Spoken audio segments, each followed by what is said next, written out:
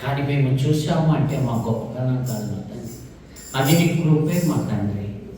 నాయన మేము సజీవుల్లో ఉంటూ ఒక నూతన సంవత్సరాన్ని చూసి నిన్ను మహిమపరుస్తున్నాం అంటే అది మీ కృప మా తండ్రి. నాయన మా తండ్రి, మా జీవితాల్లో నూతనంగా మేము జన్మించాలి, నూతన క్రియలను జరిగించాలి, నీ కోసం జీవించాలి, నీ కోసం మరణించాలి. అటు కృపను మాకు దయచేయండి. ఇక్కడ కూడిన ప్రతి ఒక్క బిడ్డను జ్ఞాపకం చేసుకునండి. ఏ సమస్యల గుండా, ఏ వ్యాధుల గుండా, ఏ బాధల గుండా వచ్చారో మీకు తెలుసు మా తండ్రి.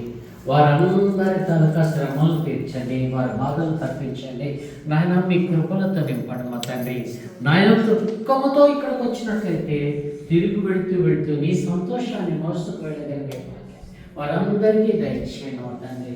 ప్రతి ఒక్కరికి వారికి రావాల్సిన తలాంతులను దయచేసి వారు నిన్ను మహింపరిచే బిడ్డగా ఆశీర్వదించి దీవించమని యేసు పరిశుద్ధ నామములో వేడుకుంటున్నాము తండ్రి. అందరికీ వందనాలండి. కొత్త సంవత్సరంలో ప్రవేశించాం. నూతనంగా ఏ వాగ్దానాలు తీసుకున్నామో మాకు తెలియదు. అయితే మీరైతే మాత్రం కొన్ని దేవుని సన్నిధిలో ఒప్పుకొని ఉంటారు. నేను ఇలా జీవించాలి, అలా జీవించాలి, అది విడిచిపెట్టాలి, ఇది విడిచిపెట్టాలి అని చెప్పేసేసి ఏవైతే అనుకున్నారో నాకైతే తెలియదు. కానీ అనుకున్నవన్నీ విడిచిపెట్టామా లేదా అనేది రాబోయే దినాల్లో తెలుస్తుంది. దేవునికి స్తోత్రం. రాబోయే దినాల్లో తెలుస్తుందండి. అందరం వాగ్దానాలు చేస్తాం. వాగ్దానం మీద నిలబట్టే నిజమైనటువంటి నూతన సంవత్సరం వేడుక. చాలామంది ఏం చేస్తారంటే నేను విడిచిపెట్టేస్తున్నానండి అని చెప్పంటారు. విడిచిపెట్టేశాను అని చెప్పేసి మరొక సాయంకాలం వేసరికి వాడు అక్కడే కనబడతాడు. అయ్యా ఇందాక ఏదో చెప్పావు అయ్యా అని చెప్పంటే ఏం చేస్తామండి, నిన్న రాత్రి దుండిపోయింది కదా, ఆ తలనొప్పి తగ్గాలంటే ఇప్పుడు వెళ్ళాలి. అరే దేవుని దగ్గర వాగ్దానం చేసావు కదా అని చెప్పంటే ఏం వాగ్దానం చేసానా, ఉండలేకపోతున్నానండి అని అంటాడు. అటువంటి జీవితాలండి. మా వైజాగ్లోని ఆర్టీసీ కాంప్లెక్స్ ఉంది. ఎవరు బాధపడకండి. జస్ట్ చిన్న ఎగ్జాంపుల్ చెప్తున్నాను. బస్ స్టాండ్లో బస్సు దిగగానే మళ్ళీ వీళ్ళకి ఎంటర్ అవుతుంటే గబ్బు కంపు వస్తుంది. మీరు ఎప్పుడైనా చూసారా? అక్కడే ల్యాబొరేటరీస్ ఉన్నాయి, దొడ్లు. అక్కడ గబ్బు కంపు వస్తుంది. నేను ఒకరోజు ఏం చేశానంటే ఆ ల్యాబొరేటరీలో ఆపోజిట్లో నిల్చొని ఉన్నాను. ఒక ఆయన అక్కడ కూర్చొని ఉన్నాడు. ఒక 5 నిమిషాలైనా నేను నిలబడలేకపోయాడు. అక్కడ కూర్చొని ఉన్నాడు. ఆయన కూర్చొని ఏం చేస్తున్నాడు తెలుసండి, డబ్బులు అలా లెక్కెట్టుకుంటున్నాడు. డబ్బులు లెక్కెట్టుకుంటుంటే ఈలోకి ఒకడు ఏం చేశాడు, పకోడీ ప్యాకెట్ తెచ్చాడు. అన్న పకోడీ అని అన్నాడు. ఆ వాసనకు మనం నిలబడలేకపోతున్నాం. కానీ ఆడ ఇంత చక్కగా పకోడీ తింటున్నాడంటే అమోఘంగా అమృతం తింటున్నట్టు. ఈలోకి ఇంకోటి ఏం చేశాడు, అన్న కాఫీ అని అన్నాడు. ఆ కాఫీ కూడా తాగుతున్నాడు. ఆ వాసనని మనం తట్టుకోలేక అంత దూరం వెళ్ళి మనం నిల్చున్నాం. కానీ వాడికి మాత్రం అది ఇంపుగా ఉంది. వాడిని ఒకవేళ మంచి స్థలంలోకి తీసుకొచ్చి తిండి పెట్టినా ఏం చేస్తారంటే ఆ ప్లేట్తో పట్టుకెళ్ళి అక్కడ కూర్చొని తింటేనే వాడికి రుచి అనిపిస్తుంది. మనం నిన్నటి దినాన్ని వాగ్దానం చేసాం దేవుని సన్నిధిలో. వాగ్దానం చేసిన తర్వాత తెల్లవారేసరికి ఎలా మర్చిపోతున్నాం.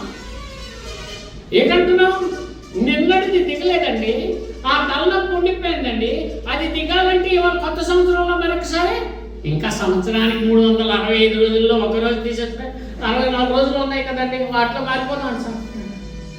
కానీ ఎప్పుడైతే స్టెప్ ఇన్ అయ్యావో అంటే ఒకసారి అడుగు పెట్టావో నీ జీవితాన్ని మార్చుకోవడానికి ప్రయత్నించాలి. నిజమే. ఆ కుర్రోడు అలా తింటుంటే నేను ఆశ్చర్యపోయాను. అరే వీడికి చింత లేదా, వీడికి అసహ్యం వేయడం లేదా అని చెప్పి దగ్గరికి వెళ్ళి అడిగాను, భయ్యా ఇంత కప్పులు ఎలా ఉండగలుగుతున్నావు అంటే నన్ను కొన్ని సంవత్సరాలుగా ఇక్కడ ప్రతిష్ఠించారండి అని అన్నాడు. ఏంటన్నాడండి, ప్రతిష్ఠించేశారు. నేను ఇదైపోయాను, పొక్కిరిట్ అయిపోయాను, దీనికి అలవాటు పడిపోయాను, నేను దీన్ని మార్చుకోలేను. మన జీవితాలు కూడా ఒక్కసారి తిందాం. బైబిల్ యెహోషువ గ్రంథం, యెహోషువ గ్రంథం 7వ అధ్యాయము 13వ వచనం.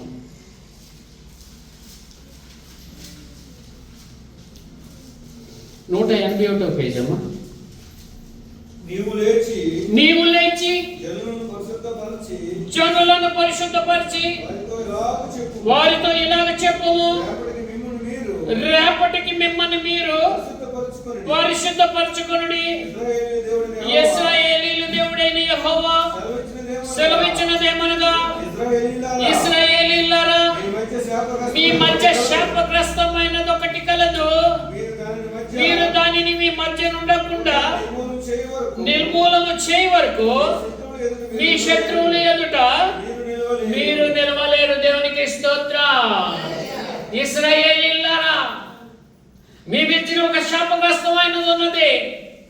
అది మీరు తీసివేస్తేనే కానీ మీరు మీ శత్రువుల ఎదుట నిలవలేరు. నేటి దినాన చాలా మంది అంటున్నారు, ఒక అమ్మ అంటుంది, అయ్యా నా భర్త తాగుబోతండి, అనుమానస్తుడండి, భయంకరంగా వేధిస్తున్నాడండి. నేను అన్నాను, అమ్మా నువ్వు నా పాదాలు కాదు, నా దగ్గర కాదు, కానీ ఆయన పాదాలు పట్టుకున్నట్లయితే నీకు విడుదల కలుగుతుందని చెప్పన్నాను. ఇంకో తల్లి అంటుంది, అయ్యా నాకు సంతానం లేదండి, ఊరంతా నన్ను వెలివేసినట్టు చూస్తున్నారండి. అమ్మా నేను కాదు కానీ నేను ప్రార్థన అయితే చేస్తాను, కానీ నువ్వేం చేయాలో తెలుసా, ఆయన పాదాలు కన్నీటితో తడిపే తల్లి అని చెప్పన్నాను.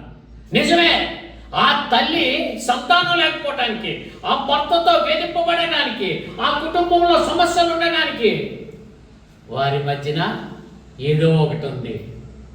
అది ఏమిటి? మనల్ని మనం ఆత్మ పరిశీలన చేసుకోవాలి. మన కుటుంబంలో సమస్యలు ఉన్నాయి, శాంతి లేదు, సమాధానం లేదు, లేకపోతే ఇంకా అప్పుల పాలైపోయానని చెప్పి ఒక్కో తల్లి ఏడుస్తుందండి. ఎందుకు అప్పు అయ్యావో కూడా చెప్పవు. అప్పు మాత్రం అయిపోయిన మనే చెప్తున్నాం, అప్పు తీర్చలేదని చెప్తున్నాం, కానీ ఎందుకయ్యానని మాత్రం చెప్పటం లేదు. అది ఎందుకైందో తెలియచేయాలండి. చాలా మంది ఏం చేస్తారంటే ఈ లోక మోహంలో పడిపోయి ఏం చేస్తారో అప్పులు చేసేస్తారు. అప్పులు తీర్చలేక భయంకరమైన శోధనలో పడిపోతారు. అదే అంటున్నాడు, ఏం చక్కగా అంటున్నాడు, నీవు లేచి జనులను పరిశుద్ధపరచు.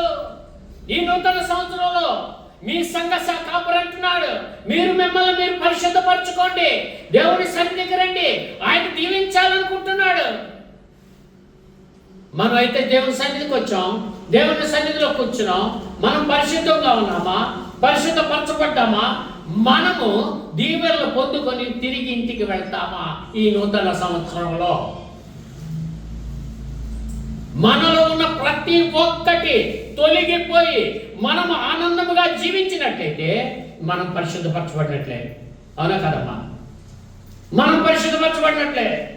అంటే మనం ఆశ్రదింపబడలేకపోతే, మన పూర్వపు జీవితంతోనే మనం జీవించినట్లయితే మన ఏంటంటే శాపగ్రస్తం. మన దగ్గర ఉన్నది మనం విడిచిపెట్టలేదు, మనల్ని వెంటాడుతూనే ఉంది ఏంటండి ఈ శాపం. అంతేకాదని అంటాడు, ఇశ్రాయేలీయులారా, మీ మధ్య శాపగ్రస్తమైనది ఇంకొకటి కలదు. మీరు దానిని మీ మధ్యన ఉండకుండా నిర్మూలము చేయ వరకు మీ శత్రువులు ఏం చేస్తాడు? నిలవలేదు. మీరు అది తీయకపోతే మీ ఎదుట ఉన్న ఈ శాపగ్రస్తమైనటువంటిది తొలగిపోదు. దేవుడు అంటున్నాడు, మనం తొలగించుకోవాలి. మన జీవితాలకి సుఖము, సంతోషము, శాంతి కావాలి. ఈ నూతన సంవత్సరంలో మనం ఆయనకి ఇష్టలుగా జీవించాలి. అంటే అమ్మా మరణం చాలా తక్కువ కాలంలో వస్తుంది. భయంకరమైన వ్యాధులు సమస్య భయంకరంగా వస్తున్నాయి. నిన్నటి దినాన తెల్లవారు 4 గంటలు లేచేసరికి నా బుర్ర అయితే ఇలా తిరిగి టాప్ అని కొట్టేస్తుంది. వాడికన్నాను, ఏమే నా బుర్రలు ఉందంటే ఒక 5 నిమిషాలు పడుకోండి, లేస్తే సెట్ అవుతుంది. మళ్ళీ పడుకున్నాను, లేచాను. ఇలాగలేదు. ఇంకా 6 గంటలకైతే మరి ఇంకా పుష్ప అసలు నేను వెళ్ళలేకపోతున్నాను, నిలబడలేకపోతున్నాను అంటే పదండి హాస్పిటల్కి తీసుకెళ్తానని చెప్పాను. అయితే తీసుకెళ్ళిన తర్వాత అన్ని టెస్టులు చేసాడు, ఏమీ లేదు. అయిపోయిన తర్వాత ఒక చిన్న ట్యాబ్లెట్లు 2 ఇచ్చాడు. ఏంటి ఈ పైచ్యం అట్ట ఉంటుంది అంటానండి, పైచ్యం మీద తల తిప్పడం అట్ట ఉంటుంది, అది ఒక ఇంజక్షన్ ఇచ్చాడు. ఇచ్చిన తర్వాత అది అయిపోయింది. ఆడికి 2000 రూపాయలు మనం వచ్చున్నాం, కట్టేసి వచ్చేసాం. దేవునికి స్తోత్రం, దేవునికి స్తోత్రం.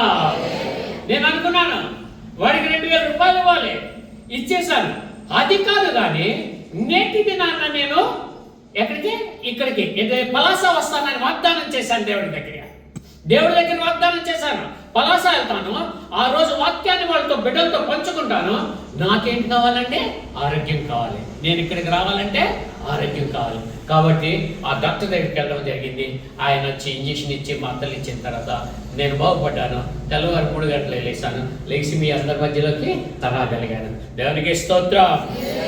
ఒకసారి తిద్దాం రోమీయులకు రాసిన పత్రిక 7వ అధ్యాయం, రోమా పత్రిక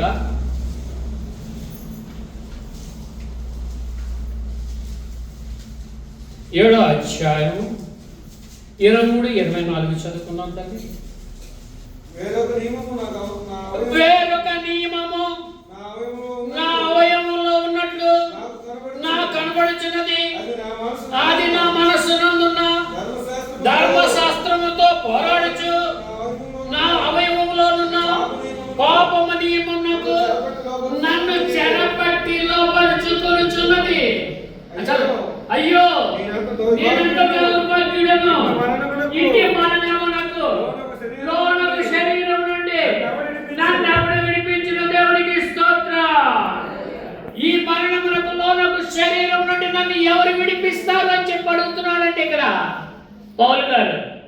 విడిపించేవాడు ఉన్నాడండి, ఆయనే యేసుక్రీస్తు. ఈ లోకంలో మానవ రూపంతో ఈ లోకంలో జన్మించి నా కోసం మరణించి ఎవరైతే ఆయన ఎందుంటారో వాళ్ళందరికీ కూడా మరణము లేదు, మిమ్మల్ని అందరినీ నేను తీసుకువెళ్తానని చెప్పినటువంటి ఏకైక దేవుడు నా యేసయ్య. దేవునికి స్తోత్రం. ఎంత చక్కగా అంటున్నాడు చూడండి. ఏంటని? వేరొక నియమము కలదు. రాత్రి తాగానండి, తెల్లవారికి తలనొప్పిగా ఉందండి, విరుగుడేస్తే గాని నేను అనలేను. వేరొక నియమం ఉంది. ధర్మశాస్త్రం అంటుంది నీవు దేవునికి వాగ్దానం చేసావు, దాన్ని విడిచిపెట్టు. ఈ కుటుంబ కలహాలు ఉన్నాయి. తల్లి, అత్త, కూతుర్లు అందరూ కూడా దెబ్బలాడుకుంటారు.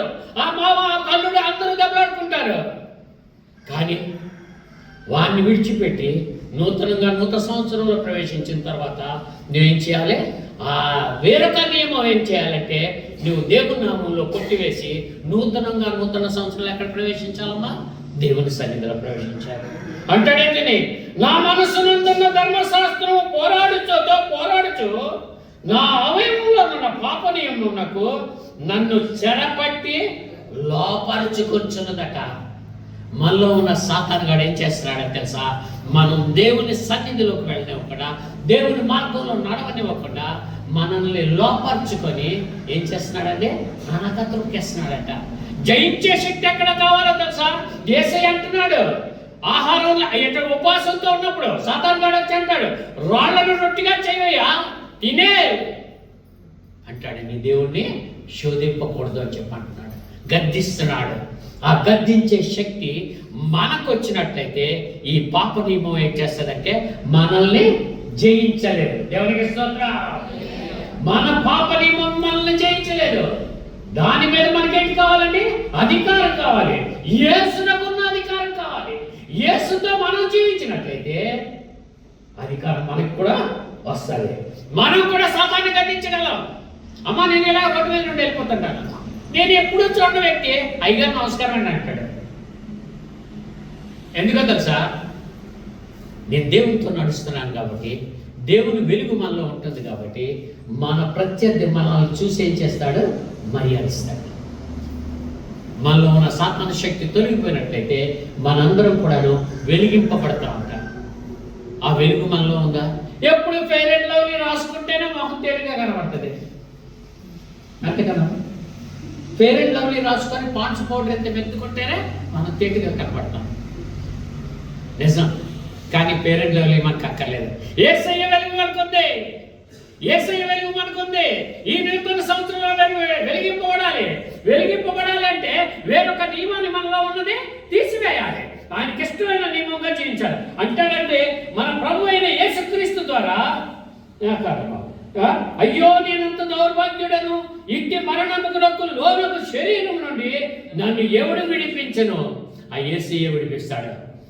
మనకి ఇలాంటి శరీరం నుండి మనల్ని విడిపించేవాడు ఆ యేసయ్య ఒక్కడే.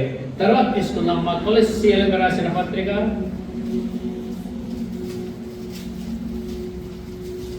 3వ అధ్యాయము 5వ వచనం నుండి చదువుకుందాం తల్లి. కావున భూమి మీదనున్న మీ అవయవములను అనగా జారత్వమును, అపవిత్రతను, కామాతురతను, దురాశను, విగ్రహారాధన అయినను ధనాపేక్షను చంపివేయడి. వాటి వలన దేవుని ఉగ్రత అవిధేయుల మీదకి వచ్చును. నా చదవండి. పూర్వము వారి మధ్య జీవించినప్పుడు మీరును వీటిని అనుసరించి నడుచుకోండి. ఇప్పుడైతే మీరు కోపము, ఆగ్రహము, దుష్టత్వము, దూషణ మీ నోట బూతులను వాటిని విసర్జించుడి. దేవునికి స్తోత్రం. హల్లెలూయా. మనలో అసహ్యమైనటువంటి కార్యాలు ఉన్నాయండి. అసహ్యమైన కార్యాలు ఉన్నట్టండి. ఆ అసహ్య కార్యాలు ఏంటో తెలుసా? పౌలు గారు చెప్తున్నాడు, భూమి మీద ఉన్న మీ అవయవములు అనగా మన అవయవాలట. చెయ్య, కాళ్ళు, నోరు, ముక్కు, కన్ను, వేళ్ళు, ఇవి కాదటండి అవయవాలు. మన అవయవాలు ఒరిజినల్ అవయవాలు ఏంటో తెలుసా? ఎంత చక్క చెప్తున్నాడు. జారత్వము, అపవిత్రత, కామాతృత, దురాశ, విగ్రహారాధన, ధనాపేక్ష. సంపాదించుకుంటాం. ఏం చేసుకుంటాం సంపాదించి అంటే మనం గోతులో పెట్టేటప్పుడు ఎవరిని తీసుకెళ్ళు. పూర్వం రోజులందరూ కూడా పెద్ద పెద్ద బంగారు ధరల నిధులన్నీ కూడా వాళ్ళు గొర్రెల్లో పెట్టుకొని చచ్చిపోయారు. వాటిని అన్నిటిని తీసి ఇప్పుడు పెట్టేసి మ్యూజియం అట. 100 రూపాయలు ఇస్తే మేము చూడటానికి లాంగ్ వదులుతాడు. చూడండి ఎంత చక్క చెప్తున్నాడు. మన అవయవాలట, మన శరీరంలోని ఏంటి? జారత్వము, అపవిత్రత, కామాతురత, దురాశ, విగ్రహారాధన, ధనాపేక్ష, వీటన్నిటిని చంపేయండి. ఇవన్నీ మీ నుండి దూరం అయితేనే ఆయనకి ఇష్టలుగా జీవించగలమాట. మనందరం ఇష్టలుగా ఉన్నామంటే మనందరం ఇష్టలుగా ఉన్నాం. ఒక్కసారి మనం పరిశీలన. మా కుర్రాడు అంటాడు, నువ్వు నాకు ఎట్లా చేసావు అని చెప్పి అంటాడు. నేనేమి చేయలేదు కదా నీకు అని చెప్పాను. ఏమి చేయలేదు, నువ్వు ఎందుకు నా మీద చెల్లేస్తా అని అంటాడు. ఒరే నీకోసం ఒక్కటి చేశాను రా. ఏంటండి? ఇదిగో పెద్ద అర్థం కొన్నాను, ఇక్కడ ఇంట్లో ఉంది, దాని ముందు నిల్చొని మా నాయన నాకు ఏంటి చేయకుండా నేను ఎంత అయిపోయిందని చెప్పి ఒకసారి చెప్పాడంటే అదే నవ్వుతాను. అర్థం ఎలా అవుతుందండి? మరి ఇలాంటి మాట్లాడినట్టు అర్థమే నవ్వాలరా, లేకపోతే నువ్వు మారు మనసు పొందలు. ఎంత సాల్తీని తయారు చేసినాడు వాడు, నీ సాల్తీని పెంచి పోషించినాడు వాడు నీ తండ్రి. అవునా కదమ్మా? ఆ తండ్రికి అడుగుతున్నావు నువ్వేం చేసావు అని చెప్పి అర్థం చెప్తుంది నీకు. నిజమే, ఆయన నీకు తన చిత్తానుసారుడిగా తయారు చేశాడంటాడు. నాకన్నా కొంచెం తక్కువ వాడిగా చేశాను, నీకు ఈ లోకంలో ఉన్న సమస్తాన్ని అనుగ్రహించాను, అనుభవించు, ఆనందించు, నువ్వు వచ్చి నన్ను ఆరాధించి అని చెప్పన్నాడు. అవునా కదమ్మా? నిజమే అంటాడు. ఈ అవయవాలు మన అవయవాలకు చూసి ఆనందించేస్తున్నాం. కానీ పౌలు గారు అంత చెప్తున్నారంటే మనలో ఉన్న అసలైన అవయవాలు ఇవే. ఈ పాత సంవత్సరంలో తీసివేయగలిగావా? నూతన సంవత్సరంలో ఇవన్నీ తీసి మనం రాగలిగావా? వచ్చినట్లయితే నువ్వు నిజమైనటువంటి రక్షణ పొందుకున్నవాడే. ఒక్కసారి మనలో మనం పరిశీలన చేసుకుందామా?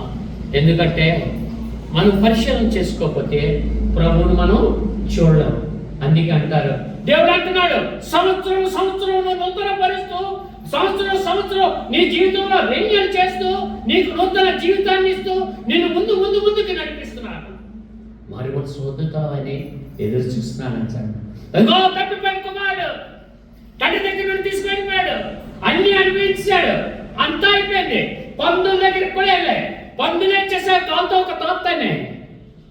అప్పుడు ఏంటంటున్నాడు తెలుసమ్మా, నా తండ్రి దగ్గర విస్తారమైన ఆహారం కాదు, ఆయన దగ్గరికి వెళ్తాను. మారు మనసు పొందాడు, పరిగెత్తి వస్తున్నాడు. తండ్రి వీడిని చూడగానే పరిగెత్తుకొని వెళ్ళాడు. ఏంటి పట్టుకెళ్ళాడు తెలుసమ్మా? కొత్త చెప్పులు, కొత్త ఉంగరం, కొత్త వస్త్రాలు. దేవునికి స్తోత్రం. నీ అవయవాలన్నింటినీ విడిచిపెట్టి ఆ తండ్రి దగ్గరికి నువ్వు పరిగెత్తినట్లయితే నిన్ను ఆయన కూడా అంటున్నాడు ఏంటంటే తెలుసా, నీకోసం నూతనమైనవన్నీ కూడా నేను సృష్టించి ఉంచానని చెప్పి అంటాను. ఒకే ఒక దేవుడండి, యేసయ్య ఒక్కడే. ఆయన అంటున్నాడు ఏంటంటే తెలుసా, మీకోసం స్థలాన్ని సిద్ధపరచడానికి వెళ్తున్నాను, నేను వచ్చి తిరిగి తీసుకువెళ్తాను, నాతో ఉండడానికి అని చెప్పిన దేవుడు. స్తోత్రం, హల్లెలూయా. అందరికీ నిన్న రాత్రి నిద్ర తీరలేదు, అందుకే ఎవరికి 102 స్తోత్రం రాకుండా. నిజం, ఆయన వస్తానంటున్నాడు, తీసుకెళ్తానంటున్నాడు. అంత మంచి దేవుడు మనందరికీ ఉన్నాడు. నిజమేనమ్మా, మన అవయవాలు ఇవే మనల్ని పక్కల్లో నడిపిస్తున్నాయంటే మనకి తెలియని అవయవాలు మనలో ఉండి మనల్ని నిత్య నరకానికి తీసుకెళ్ళిపోతున్నాయి. తల్లి, ఆ నరకం మాకొద్దు బాబు. ఈ రోజు నుండి ప్రార్థన చేయడం మొదలు పెడతాం. తండ్రి, పౌలు గారు చెప్పినట్లు మాలో ఉన్న ఈ దురాత్మ అవయవాలన్నింటినీ మేము తీసివేసి నీ నూతన సంవత్సరంలో నూతన అవయవాలతో నీ సన్నిధిలో మేము ఎదురు చూస్తాం. దేవునికి స్తోత్రం. ఈ నూతన అవయవాలు పొందుకొని నీకోసం ఎదురు చూస్తాం తండ్రి. ప్రార్థన చేద్దాం. ఎందుకో తెలుసా, త్వరలో రాబోతున్నాడండి. లోకంలో జరుగుతున్న సూచనలన్నీ అలాగే ఉన్నాయి. ఎక్కడ చూసినా యుద్ధాలు, ఎక్కడ చూసినా భూకంపాలు, ఎక్కడ చూసినా జలప్రళయం, ఎక్కడ చూసినా మరణం మరణం మరణం మరణం. ఇంకా మనం బ్రతికున్నామంటే ఆయన రాకడిని చూడడానికి. దేవునికి స్తోత్రం. ఈ పాత అవయవాలన్నీ తీసేసుకొని నూతన అవయవాలు మనం సిద్ధం చేసుకొని ఆయన రాకడకు ఎదురు చూద్దాం. తర్వాత ఇదమ్మా హెస్కేల్ గ్రంథం 18వ అధ్యాయం. హెస్కేల్ గ్రంథం 18వ అధ్యాయం 700 ప్రైజమ్మా 18:31.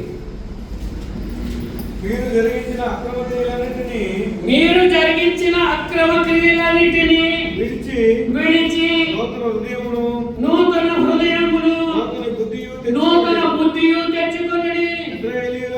ఇశ్రాయేలీయులారా, మీరెందుకు పాపపు మరణమునందుదురు? దేవునికి స్తోత్రం, హల్లెలూయా. మీరు జరిగించిన అక్రమ క్రియలన్నిటినీ విడిచి నూతన హృదయమును నూతన బుద్ధియు తెచ్చుకొనుడి.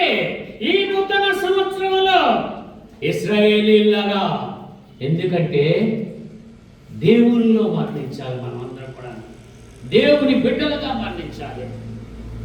అంటే ఏం చేయాలండి? మనం పాప నియమాలన్నింటినీ మనలోండి తీసివేయాలి. ఎంతో చక్కగా చెప్తున్నారు తెలుసా, నూతన క్రియ చేయండి. ఈ రోజు మీరు ముగిసిపోయిన తర్వాత మనం బయటకు వెళ్తున్నప్పుడు ఏం చేయాలో తెలుసా? ఎవడో ఒకటి దేవుడు ప్రవేశపెడతారు మీ దగ్గరికి. ఒక వస్త్రం లేని వాడు కానీ, ఒక ఆకలితో ఉన్న వ్యక్తి కానీ, ఒక ఏంటంటే బాధతో ఉన్న వ్యక్తి కానీ కనబడతాడు. వాడికి ఏం చేయాలో తెలుసండి? మీ దగ్గర ఉన్న దాంట్లో కొంత వాడికి ఇవ్వాలి. ఇచ్చినట్లయితే అది ఒక నూతన క్రియ. నిజమే, యేసయ్య ఈ లోకానికి వచ్చి చేసింది ఏంటో తెలుసమ్మా? అనేకులకు అనేకమైన ఇచ్చాడు. గుడ్డివారికి కళ్ళు ఇచ్చాడు, కాళ్ళు లేని వాళ్ళకి కాళ్ళు ఇచ్చాడు, కుష్ఠరోగులు బాగు చేశాడు. మనమైతే బాగు చేయలేం, కానీ వారిని ఆదరించగలం. ఇందాక మీ అయ్యగారు మేము వస్తుంటే ఒకడికి పరిగెత్తి వచ్చి అందరికి అడుగుతున్నాడు, ఆకలి ఆకలి ఆకలి ఆకలి ఆకలి. ఎవడేం చేయడం లేదు. మేమిద్దరం తినేసి బయటికి రాగానే మమ్మల్ని చూశాడు. చూడగానే అందరికి స్వరం అన్నాడు. దేవుని స్తోత్రం. ఎందుకంటే అలాంటి వాళ్ళు కనబడితే నాకు చాలా ప్రేమ. 20 రూపాయలు తీసాను, ఏం తింటా అంటే ఇడ్లీ తింటాను అన్నాడు. 20 కాదు 30 రూపాయలు ఇచ్చాను, ఇడ్లీ బాబు 3, అది చాలుతుంది లేదని. ఆడు తీసుకెళ్ళి ఒక దెబ్బ మీద కూర్చొని తింటుంటే మీ అయ్యగారికి చెప్పాను, అయ్యా ఎంత ఆనందంగా తింటున్నాడు చూసావా, 30,000 నువ్వు ఖర్చు పెట్టు. 30 రూపాయలు ఖర్చు పెట్టిన ఆనందం వేరే. దేవునికి స్తోత్రం. 30,000 ఖర్చు పెట్టు, 30 రూపాయలు ఖర్చు పెట్టిన ఆనందం వేరే. వాడి కడుపు నిండా తింటున్నాడు, ఎంత ఆనందం అనిపించింది. ఈ రోజు ట్రైన్లో వస్తున్నాను తల్లి, ఒక హిందువులు ఎక్కడికి వెళ్తున్నాడంటే పూరి వెళ్తున్నాడు జగన్నాథ్ దర్శనానికి. నేనన్నాను, మేము చేసి అన్ని అలసిపోయి వచ్చేసామండి. మీరెవరన్నాడు, నేను కాపాడునండి, నీవన్నీ చేసి అలసిపోయి వచ్చేసానండి. మరి ఇప్పుడు ఏం చేస్తున్నారు? నేను ఏ దేవుడిని అయితే దూషించానో ఆయన్ని ఆరాధిస్తున్నానని చెప్పాను. దేవునికి స్తోత్రం. ఆయన ప్రకటించడానికి వెళ్తున్నానంటే అని చెప్పాను. ఎంత ఆనందం. ఆయన అన్నాడే కానీ తెలుసా, కూతుర్లందరికీ చాక్లెట్లు ఇస్తూ హ్యాపీ న్యూ ఇయర్ చెప్పబోయి హ్యాపీ క్రిస్మస్ చెప్పాడు. దేవునికి స్తోత్రం. హ్యాపీ న్యూ ఇయర్ అని చెప్పడానికి వాళ్ళు హ్యాపీ క్రిస్మస్ అని చెప్పాడు. ఒకరి చేత పలికించారు. అదే నిజమైనటువంటి న్యూ ఇయర్. దేవునికి స్తోత్రం. మనము కూడా ఏం చేయాలంటే పలకని వారి చేత పలికించితే నిజమైనటువంటి ఇది న్యూ ఇయర్. మేము బెంగాల్లో ప్రకటించామమ్మా మొన్న. అదిగో ఆ తల్లులందరూ ఉన్నారు, అడగండి. ఏం ఆనందం అంటే నువ్వు ₹1,00,000 ఇచ్చిన పొందుకోలేవు. అందరూ కూడాను ప్రైజ్ ది లార్డ్ హల్లెలూయా అని చెప్పంటే ఆడక్కడ కొందరు ఏం చేస్తారు కదా, జయ రామ్ అంటున్నాడు. ఏ రామో ఏ విధంగా నువ్వు అనుకో, కానీ నీ చేత మాత్రం యేసు గురించి మాత్రం నీ చెవుల్లో వేసావు. తెలియచెప్పు. ఎంత చక్కగా ప్రకటించావంటే మాకెంత ఆనందం అనిపించిందా. ₹1,00,000 ఇచ్చినా కొనుక్కోలేవు తల్లి ఆనందాన్ని. మా ఆడంటది నన్ను ఒక్కదాన్ని వదిలేసి వెళ్ళిపోయేవాళ్ళు అన్నది. రాయ నిన్ను కూడా విమానంలో తీసుకెళ్తాను కదా అని అంటే నాకు అక్కడ అంటది. ఆ తర్వాత వచ్చిన తర్వాత నన్ను తీసుకెళ్ళలేదని అన్న. అయితే ఒకటే కొందరు ఏంటంటే ఒక్కటి చెప్తున్నాను తల్లి, ఈ నూతన సంవత్సరంలో ఒకటి నేర్చుకోవాలి. మనం ఏంటి తెలుసా, మన కోసం ప్రార్థన చేసేవాడు మన ఇంట్లో ఒకడు నిశ్చయముగా ఉండాలి. దేవునికి స్తోత్రం. నువ్వు ప్రయాణిస్తున్న ప్రయాణంలో నువ్వు శోధనలు ఎదుర్కోవచ్చు. నువ్వు నడుస్తున్న బాటలో నీకు రాళ్ళు తగలొచ్చు, లేకపోతే నువ్వు వెళ్తున్న త్రోవలో నీకు యాక్సిడెంట్ జరగచ్చు, లేకపోతే అగ్ని ప్రమాదాలు జరగచ్చు, ఏదైనా జరగచ్చు, ఏ శోధనైనా గురి కావచ్చు. కానీ నువ్వు గురి కాకుండా ఉండాలంటే నీ ఇంటిలో ఒక ప్రార్థన చేసే వ్యక్తి ఉండాలి. దేవునికి స్తోత్రం. హల్లెలూయా. ఆ బలమైన శక్తిని తయారు చేసుకోండి. నేను వెళ్ళి చేస్తున్నానంటే ఎన్ని పనులు అయితే తెలుసా, నా వెనకాతల ఆ శక్తి ఎవరో తెలుసమ్మా, నా భార్య. దేవునికి స్తోత్రం. ఆమె మోకరిల్లి ప్రార్థన చేస్తుంటుందమ్మా. ఎన్ని గంటలు ప్రార్థన చేస్తానంటే అందరికీ చెప్తాను. ఎంతో ఓపిక అక్కడ అంటే ఇలాగంతా పుసుకుని మోకాలు వేసేసి ప్రార్థన చేసుకునే ఉంటుంది. గంటల తర్వాత టిఫిన్ పెట్టా చేసేస్తాను, ఒక 5 నిమిషాలు ఉండండి అంటే. నీకన్నా నీ తిండి కన్నా నీ దీనికన్నా నాకెవరు ముఖ్యం అండి? నా దేవుడే ముఖ్యం. అందుకే వాళ్ళు దాని పిల్లలు ఆశీర్వదింపబడ్డారు, దాని ఇల్లు ఆశీర్వదింపబడేది, తన భర్త ఆశీర్వదింపబడ్డాడు, తన స్వాస్థ్యం అంతా ఆశీర్వదింపబడాలి. ఈనాడు మేము అందరము గర్వంగా ఉన్నామంటే మా ఇంటి ఇల్లాలే. దేవునికి స్తోత్రం. ఆమె ప్రార్థనల మీద ఆశీర్వదైన దేవుని తనక దేవుడే మమ్మల్ని అందరినీ కాచి కాపాడుతుంది. నిజం. అబ్రహాము అంటాడు, అదిగో సర్వకుమారులను నాశనం చేయడానికి వెళ్ళిపోతున్నాను. అంతకుముందే భోజనం పెట్టారు అన్ని ఈ దూతలకి, మీరు తినండి, బలం పొందుకొని వెళ్ళండి, మా తమ్ముడు ఉన్న దేశాన్ని నాశనం చేసేయండి. అయితే ఆ దూతలు అంటున్నారు, మనం చేయబోయేది చెప్పక మానుదమా అని చెప్పి వెనక్కి వచ్చి ఎవరికి చెప్తున్నారు? అబ్రహాము చెప్తున్నారు. సొదొమ గొమొర్రాలను నాశనం చేసేస్తున్నాం అంటే ఆయన అంటాడు, ఒకవేళ 50 మంది నీతిమంతులు ఉంటే, 40 మంది ఉంటే, 30 మంది ఉంటే, 10 మంది నీతిమంతులు ఉన్నా దాన్ని నాశనం చేయాలి. అప్పుడు ఏం చేస్తాడో తెలుసమ్మా, వెళ్తారు నాశనానికి ముందు. కానీ అబ్రహాము చేసిన ప్రార్థన జ్ఞాపకం చేసుకుంటారు. జ్ఞాపకం చేసుకొని లోతునేం చేస్తారు? చేయి పట్టుకొని బయటికి తీసుకొస్తారు. అలాగే మీ ఇంట్లో కూడా ప్రార్థన పడినట్లయితే, ఎవరైనా ఆపదలో పడిపోయినట్లయితే దేవుని దూతలు వచ్చి ఏం చేస్తాయో తెలుసా? వారిని బయటికి తీసుకొస్తాయి. నిజమే తల్లి. ఆ అనుభవం ఎప్పుడైనా పొందుకున్నారో లేదో నాకు తెలియదు. నేను హాస్పిటల్ బెడ్ మీద ఉన్నాను. మా వాళ్ళు అంతాడు లేదు, ఒక ఫోటో తీయండి నా సిస్టర్లో చెప్పాను. ఆ ఫోటో చూపెడతాను. కానీ ఈరోజు ఎక్కడ ఉన్నాను తల్లి? మీ దగ్గర ఉన్నా. అంటే ఏంటి తెలుసా? నిజం. నన్ను ఏదో ఒక శక్తి కాపాడుతుంది. నిజం. మిమ్మల్ని కూడా చివరిగా ద్వితీయోపదేశ కారణం ద్వితీయోపదేశ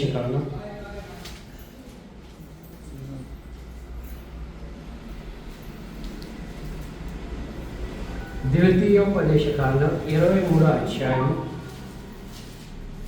అయ్యో మంచి కొంచెం 14వ వచనం అంటే 23వ అధ్యాయం 14వ వచనం. నీ దేవుడైన యెహోవా నిన్ను విడిపించుటకును నీ శత్రువులను నీకు అప్పగించుటకును నీ పాదములో సంచరించుచుండును.